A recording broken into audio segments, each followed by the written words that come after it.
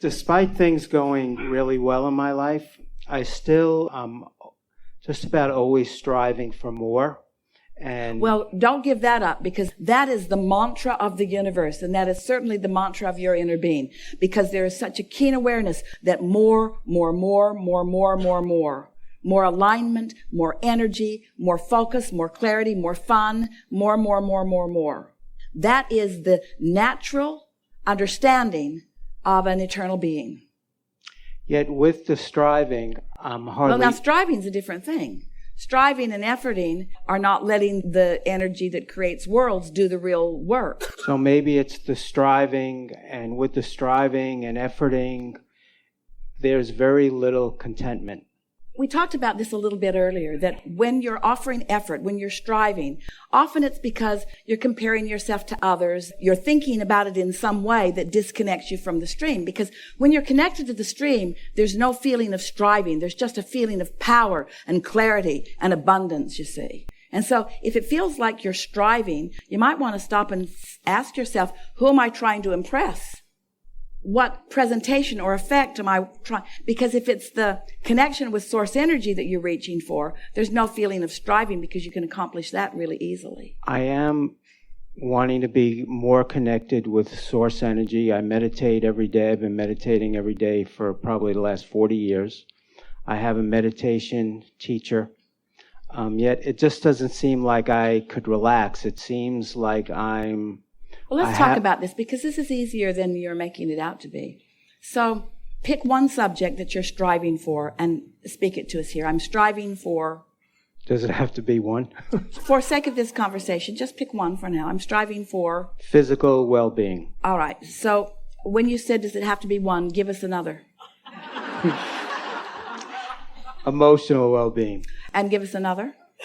Financial security. All right. So everyone can relate to all of that. In other words, those are very common, very normal, and very important things that you're striving for. So now let's take the last one, just for fun, of financial well-being. And tell us with a little bit of specifics what you're talking about. What is it that you're reaching for or striving for? What is it that you want specifically relative to that? I want to be able to retire comfortably and pay for our daughter's college education. So what are you talking about? How much money in what period of time? I'm not really sure. I'm not sure how much, and I also want to say that even though... All right, so let's speak about it in general terms. I need a bunch of cash, and I need it fairly soon. Okay. Is that accurate at all? I need more money than I have, and I need it to start flowing in a pretty steady way. Well, the thing is, I don't know if I do need more money than I already have. I feel unsafe. So, well, that's even better. Because what we were going to say to you, if you were saying, I need $100,000 or $200,000 and I need it pretty quick, what we were going to say to you, if that had been your answer, is, well, that's probably not going to come all of a sudden, and it's certainly not going to come in the next 5 minutes, but what could come is what you're really reaching for is a difference in the way you feel. Well, you already got there before we even led you there, because what you're saying to us is there is an emotional thing that you're reaching for. That was one of the 3 things that you were talking about. There is an emotional thing that you're reaching for that you can accomplish right here, right now, by focusing in a way that lines you up with your inner being. So let's focus on things that right here, right now, accomplish the emotional feeling of safe. So is there anything about your world that makes you feel safe that you could focus upon?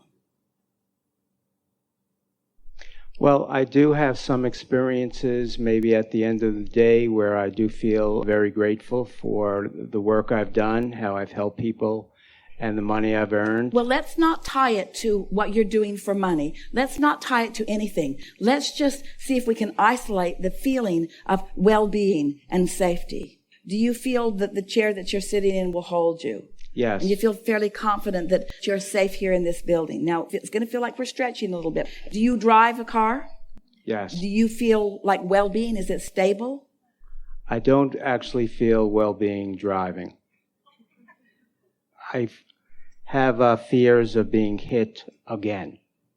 All right. So this feeling of not being safe has some tentacles into some different aspects of your life experience. And so we're not only on the rumble strip, we're sort of on a dangerous cliff in that we're talking about something that has some momentum that's pulling against you. So we can change the subject if you want to, or we can keep reaching here for some feelings of safety. Because if you don't go back, that's the thing about relitigating the past. The past experience, as you think about it, is what makes you feel unsafe now. So is there anything in your experience where you do feel safe? It's when I have a certain feeling that I feel safe, when it comes, when I experience that. It could be in meditation, or it come. So are you making the statement that that feeling of safety, when it comes, it's often not related to a condition. It's sort of an unconditional thing. Often it is. So it must be your connection with Source, who always feels your well-being and safety. So it's not about controlling the what is or changing the what is. It's about disassociating from it enough that you can really feel the clarity and the well-being that your inner being feels about you. So you acknowledge that you can do that you often do that you have done that. So is there any real reason for you to not feel safe, since the safety is not about conditions, it's about the function of your alignment or not?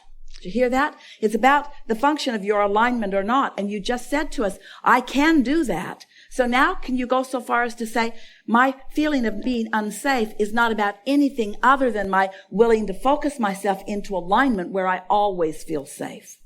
And we could take it further. I always feel abundant, or I always feel clarity, or I always feel. It's not just the safety thing. It's not just the well-being thing. It's always there. It's being offered to you in this strong, steady, glowing way. And when you find a way to hook up with it, you feel it wash over you. Esther adores the feeling, and she associates it with something sort of interesting.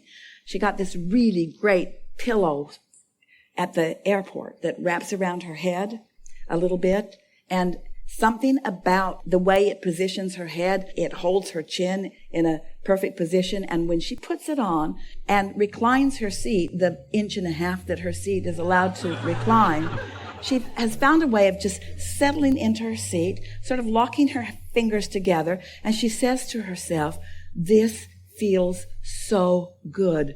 I am so comfortable.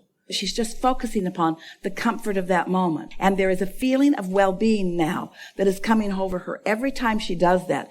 Not because of the condition of the pillow, and certainly not because of all of the people who are sitting around her on the airplane. It's a mental thing that she's finding as she's discovered this sense of well-being. She just looks forward to her plane naps now. She can hardly wait to get into that feeling of well-being. And the reason for it is because she was on airplanes, often Southwest, sometimes in the middle seat, often with people bumping up all around her, on airplanes really a lot, not being able to control all of the conditions of it. But what she discovered is she could control the condition of the way she felt, no matter what. And she used that pillow as a sort of excuse, but what it was the alignment with her own well-being. Now it translates out into more and more and more. You just have to find some way of talking yourself off the ledge and into alignment with who you are. And when you find yourself beating the drum of something that enhances your feeling of insecurity, now you're going to notice it more. And so just don't do that. That's the rumble strip that we're talking about.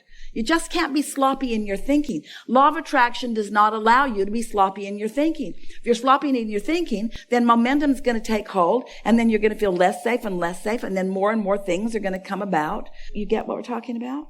I hear what you're saying, yet it's so difficult. It feels like there's such a contrast with what's in my life and the good things.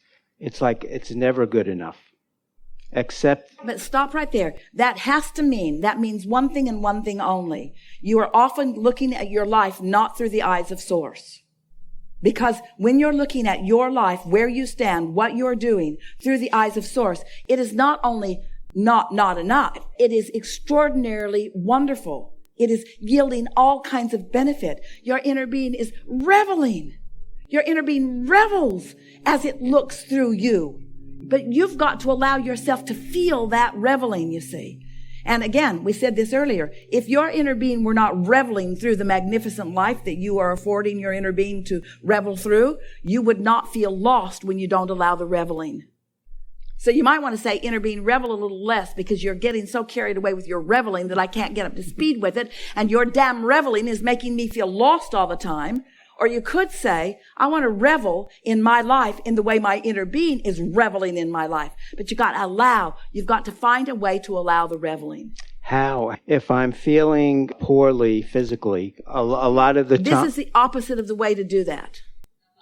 In other words, pointing out when you don't feel that way just keeps that vibration going and keeps you from reveling in it. In other words, you can't keep asking the question, why am I not where I want to be? You have to look for little glimpses of being where you want to be. That's what that pillow did for Esther. It was a glimpse of comfort to her. She was saying to herself, well, this is something I got to do, and I got to get on this airplane, and I got to go, and I can't control who's going to sit next to me because I've got one ticket for one seat, and there's going to be other people that are coming on. And for a while, she really efforted. She really tried to make herself look like no one would want to sit there. But most of the planes are full all the time, and so she just relaxed into the fact that somebody was going to sit next to her. And once she relaxed, that it was going to be the way it was going to be, but that she could have the response to it that she was choosing to have to it. And so she used her pillow as her excuse for finding comfort, and then found such comfort in it, such extraordinary comfort. In other words, nobody should be reveling about being on an airplane with all of those other people like Esther is reveling. But it's because her inner being revels then, you see? And then, all kinds of things happen.